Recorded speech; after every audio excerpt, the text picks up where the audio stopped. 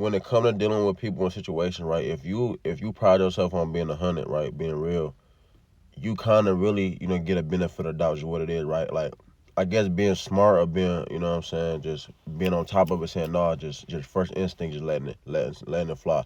But at the end of the day, if you pride yourself on being real, you kind of get a benefit of doubt. Somebody, what I'm saying, giving a weird presentation, like a slight weird presentation, a slight weird vibe, right?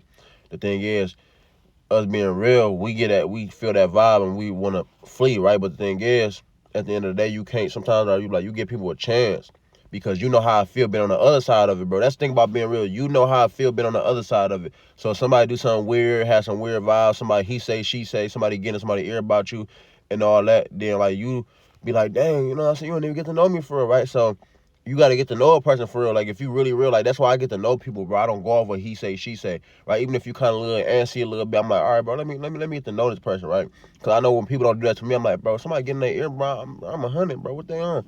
Right? That's the odd part. But until somebody if they overkill that, though, that weird vibe and presentation, that's when you got to say, all right, this equal up to a person just being hourly on some BS, bro. Like, on, what I'm saying, on some weird, funny shit, bro. That's the thing. You got to peep that play.